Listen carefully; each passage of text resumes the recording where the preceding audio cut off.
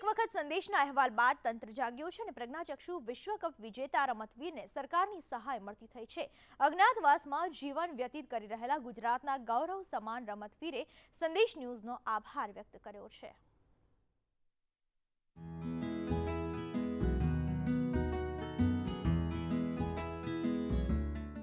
અરવલ્લીના માલપુરના પીપરાણાના મુવાડા ગામના પ્રજ્ઞાચક્ષુ વિશ્વ વિજેતા રમતવીરને આખરે લાંબા સમય બાદ ન્યાય મળ્યો છે।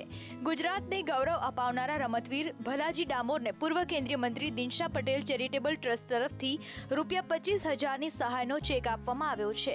આ સહાય મેળવતા જ ભલાજીએ સંદેશ ન્યૂઝનો આભાર વ્યક્ત કર્યો છે। દિનશા પટેલ ચેરિટેબલ ટ્રસ્ટ તરફથી 25,000નો ચેક એવોર્ડ મળેલ છે। સંદેશ ન્યૂઝ આભાર માનું છું, પરંતુ સરકાર શ્રી કોઈ આગળ થોડું વિચારે। સરકારને રજૂઆત કરીશું કે આ બંને પતિ પત્ની ભલાજી ડામોર તો પહેલા ઇન્ટરનેશનલ સુધી ક્રિકેટ રમીને આવેલા છે, આજે પોતે બ્લાઇન્ડ છે, એમને એક બંને પતિ પત્ની પણ બ્લાઇન્ડ છે અને એમને એક બાળક છે।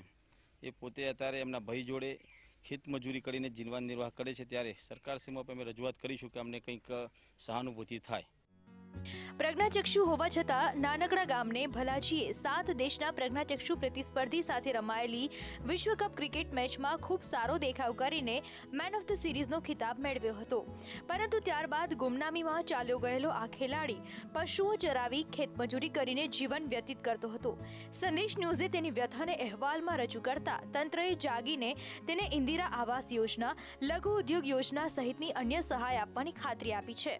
એમને લાભ આપવા માટે કલેક્ટર સાહેબની સૂચના આવી હતી, એટલે તાત્કાલિક એમના ઘરે જઈ તપાસ પણ કરી છે। એમને રૂબરૂ કલેક્ટર સાહેબ જોડે લઈ ગયા અને કલેક્ટર સાહેબે સહાનુભૂતિપૂર્વક એમને સાંભળ્યા છે અને જે કંઈ લાભો એમને આપી શકાય એ રીતના એમને સૂચના આપેલી છે। એમને અંત્યોદય કાર્ડ આપવામાં આવ્યું છે કે જે કાર્ડમાં 16 કિલો ચોખા અને 19 કિલો ઘઉં મળે છે સસ્તા ભાવે। હાલ તો ટ્રસ્ટે આગળ આવી મદદની સરવાણી શરૂ કરી છે અને સરકારે પણ વધુ મદદની આશાનો પુલ બાંધ્યો છે, પરંતુ સરકારે હજુ પણ આ પ્રકારના અને ગુમનામીની ગર્તામાં ધકેલાયેલા આ રમતવીરોને શોધીને તેમને મદદ કરી ખરું સન્માન આપવાની જરૂર છે। નિકેશ વાણંદ, સંદેશ ન્યૂઝ, અરવલ્લી।